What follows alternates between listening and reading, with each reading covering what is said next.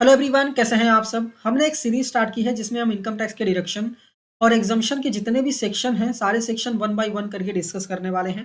पहले हमने स्टार्ट किया है इनकम टैक्स का डिडक्शन और इसमें ऑलरेडी हम कुछ सेक्शंस को डिस्कस कर चुके हैं और चैनल पे अपलोड भी कर चुके हैं। ठीक है, आज इस वीडियो में हम डिस्कस करने वाले हैं सेक्शन 80GC जो कि बात करता है deduction of donation to political parties and electoral trust. Detail में डिस्कस करेंगे, आसान भाषा में डिस्कस करेंगे जिससे कि आपको अच्छे से समझ में आ जाए।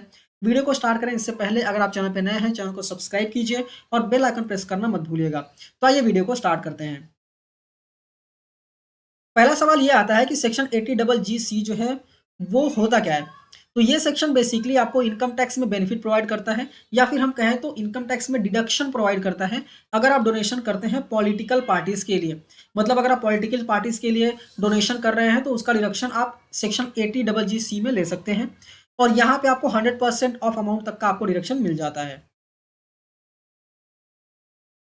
नेक्स्ट सवाल ये आता है कि कौन कौन ऐसे पर्सन या फिर कौन कौन ऐसे लोग हैं जो इस सेक्शन का बेनिफिट ले सकते हैं, इस सेक्शन में डिडक्शन ले सकते हैं। ठीक है, तो कंपनीज, लोकल अथॉरिटीज और आर्टिफिशियल जुरिडिकल पर्सन जो होते हैं उनको छोड़ के सब लोग डिडक्शन ले सकते हैं। ठीक है, आर्टिफिशियल जुरिडिकल पर्सन में एक कंडीशन दिया गया है, अगर ये जो आर्टिफिशियल जुरिडिकल पर्सन है अगर ये होली या फिर पार्टली फंडेड बाय गवर्नमेंट है तो डिडक्शन नहीं ले सकते। अगर फंडेड बाय गवर्नमेंट नहीं है तो ले सकते हैं, कोई दिक्कत नहीं है। तो अगर हम ये डिस्कस करें कि कौन कौन ले सकते हैं, तो अगर आप इंडिविजुअल हैं, एचयूएफ है, एओपी, बीओआई फर्म है तो आप डिडक्शन ले सकते हैं, कोई दिक्कत नहीं है। और आर्टिफिशियल जुडिकल पर्सन है और होली या फिर पार्टली फंडेड बाय गवर्नमेंट नहीं है तो आप डिडक्शन ले सकते हैं, कोई भी दिक्कत नहीं है। ठीक है, एक कंडीशन और है कि डिडक्शन आप तभी ले सकते हैं जब आप ओल्ड टैक्स रिजिम में अपने आईटीआर को फाइल करें। अगर आप न्यू टैक्स रिजिम में फाइल करेंगे तो आप ये सेक्शन का बेनिफिट नहीं उठा पाएंगे।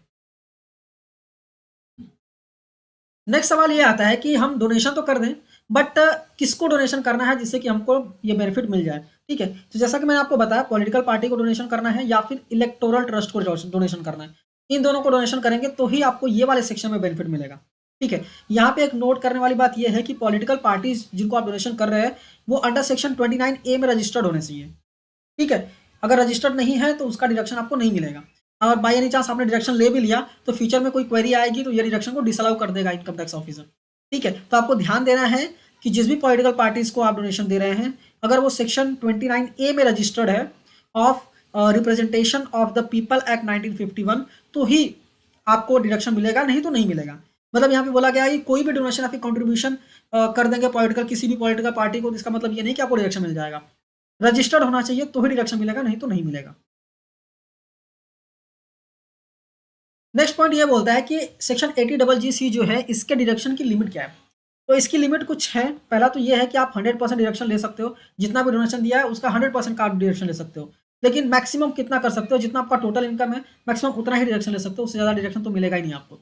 ठीक है, और ये बेसिकली चैप्टर 6 के डिडक्शन में आता है। दूसरा पॉइंट ये कहता है कि अगर आप कंट्रीब्यूशन कर रहे हैं कैश में, ठीक है, या फिर काइंड में तो ये सेक्शन में बेनिफिट आप नहीं ले सकते। अगर कैश में आप डोनेशन कर रहे हैं या फिर काइंड में मतलब कोई कपड़ा दे दिया या फिर मेडिसिन वगैरह प्रोवाइड कर दिया, ये सब कुछ कर रहे हैं ना तो फिर आप बेसिकली इसमें एलिजिबल नहीं होंगे, आपको डिडक्शन नहीं मिलेगा।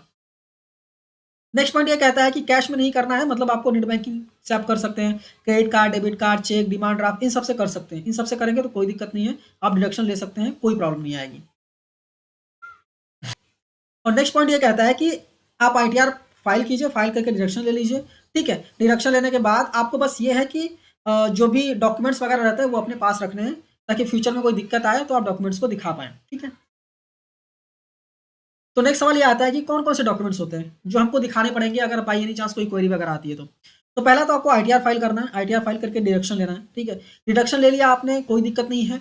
अगर फ्यूचर में कोई भी क्वेरी या फिर कोई भी ऑब्जर्वेशन आता है तो आपको क्या क्या चीज़ें देनी पड़ सकती हैं। पहला तो रिसिप्ट या फिर सर्टिफिकेट ऑफ डोनेशन। डोनेशन करते वक्त आपको जो भी रिसिप्ट या फिर कोई सर्टिफिकेट मिला है तो वो सर्टिफिकेट जो है आपको आपको अपने पास रखना है। उसमें क्या क्या डिटेल्स होती हैं, उसमें सारी डिटेल्स होती हैं कि डोनर कौन है, डोनी कौन है, कितना अमाउंट डोनेशन दिया गया है, ट्रस्ट का नाम क्या है, ट्रस्ट का पैन क्या है, ट्रस्ट रजिस्टर्ड है या नहीं है, सारी चीज़ें उसमें लिखी होती हैं। ठीक है, और पॉलिटिकल पार्टी या फिर जो भी इलेक्टोरल ट्रस्ट होगा उसका पैन कार्ड नंबर भी आपके पास होना चाहिए सो दैट कि आप प्रूफ के लिए दिखा पाएँ। और जो भी बैंकिंग चैनल से आपने पेमेंट किया है वो बैंकिंग चैनल का स्टेटमेंट्स भी आपके पास होने चाहिए सो दैट कि बाई एनी चांस कोई क्वेरी आती है या फिर कोई प्रॉब्लम्स आती है, कोई ऑब्जर्वेशन आती है तो आपको पास इनफ आपके पास इनफ बेसिकली डॉक्यूमेंट्स होने चाहिए सो दैट कि आप अपने आप को जस्टिफाई कर पाएँ, ठीक है? नेक्स्ट पॉइंट ये कहता है कि ऐसे कौन-कौन से सिचुएशंस हो सकते हैं, जहाँ पे ये सेक्शन में आप इनएलिजिबल हो जाओगे, मतलब डिडक्शन ले ही नहीं सकते, ठीक है? तो पहले मैंने आपको बता दिया ऊपर ही कि ओल्ड टैक्स रेजिम में फाइल करेंगे तो ही डिडक्शन ले पाएँगे, मतलब अगर आप न्यू टैक्स रेजिम में फाइल कर रहे हैं तो आप डिडक्शन नहीं ले पाएँगे। दूसरा पॉइंट ये बोलता है कि कैश में पेमेंट कर रहे हो तो डिडक्शन नहीं ले पाओगे, वो भी मैंने आपको ऑलरेडी पहले ही बता दिया है। नेक्स्ट पॉइंट ये कहता है कि अगर आप अदर देन मॉनेटरी टर्म्स में डोनेशन करते हो तो भी नहीं डिडक्शन ले पाओगे, मतलब जो काइंड वाला पोर्शन होता है ना, अगर किसी काइंड में आप डोनेशन कर रहे हो तो भी आप डिडक्शन नहीं ले पाओगे, ठीक है?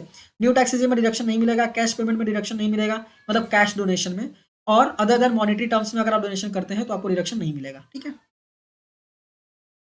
अब यहाँ पे एक और सेक्शन आता है, ठीक है? इसमें थोड़ा सा कंफ्यूजन आ जाता है लोगों को। सेक्शन है सेक्शन 80 जीजी बी एंड सेक्शन 80 जीजी सी, ठीक है? हम फिलहाल सेक्शन 80 जीजी सी डिस्कस कर रहे हैं। ये जो जीजी सी है ये बेसिकली इंडिविजुअल टैक्स पेयर्स के लिए एप्लीकेबल होता है।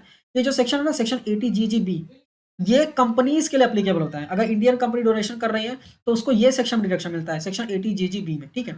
नेक्स्ट वीडियो ये सेक्शन पे मैं लाने वाला हूँ, तो मेक श्योर कि आप चैनल को सब्सक्राइब करके रखिए, ठीक है? तो उम्मीद करता हूँ ये वाला सेक्शन जो है सेक्शन 80 जीजी सी आपको क्लियरली समझ में आ गया होगा। यहाँ पे बहुत सारे टैक्स पेयर्स का एक क्वेश्चन आता है कि सर ऐसा कर सकते हैं क्या कि हम डोनेशन कर दें, ठीक है? डोनेशन बैंकिंग चैनल के थ्रू कर दें और पॉलिटिकल पार्टी से कैश ले लें, तो ऐसा हो सकता है क्या? तो बहुत लोग ऐसा करते हैं, बट मेरा सजेशन हमेशा यही रहता है कि ये सारी चीज़ें ना करें तो ज़्यादा अच्छा है, ठीक है? जो भी ये टैक्सेस बनते हैं वो टैक्सेस आप पे कीजिए, और ये सारी चीज़ें ना करें तो बहुत अच्छी बात है। तो उम्मीद करता हूँ ये आपको समझ में आ गया होगा। वीडियो अगर अच्छी लगी है तो इस वीडियो को लाइक कीजिए। समझ में आया है ये सेक्शन तो ज़रूर इस वीडियो को शेयर कीजिएगा, और अगर आप चैनल पे नए हैं तो चैनल को सब्सक्राइब करना मत भूलिएगा। एक और अनाउंसमेंट है, हम म्यूचुअल फंड में इन्वेस्टमेंट्स भी करवाते हैं। तो अगर आप इन्वेस्टमेंट के लिए इंटरेस्टेड हैं, ठीक है, म्यूचुअल फंड के बारे में नहीं पता है, कैसे रिटर्न्स होते हैं नहीं पता है, कैसे ट्रैकिंग वगैरह करते हैं नहीं पता है, कैसे टैक्स प्लानिंग करते हैं नहीं पता है, तो ये सारी चीज़ें हम करके देंगे, ठीक है? हम अपना एप्लीकेशन भी प्रोवाइड करेंगे जिससे कि आप अपने इन्वेस्टमेंट्स को ट्रैक कर सकें। तो अगर आप इन्वेस्टमेंट्स करना चाहते हैं, म्यूचुअल फंड की जर्नी स्टार्ट करना चाहते हैं, तो आप हमें कॉन्टैक्ट कर सकते हैं। डिस्क्रिप्शन में आपको एक लिंक मिल जाएगा, वहाँ पे आपको आपका नाम और मोबाइल नंबर डालना है और एंटर कर देना है। हमारी तरफ से आपको कॉल आएगा, ठीक है? और हम आपका इन्वेस्टमेंट स्टार्ट करा के देंगे। तो ये वीडियो अगर अच्छी लगे तो इस वीडियो को ज़रूर लाइक कीजिएगा। मिलते हैं नेक्स्ट वीडियो में। Thank you for watching and all the best.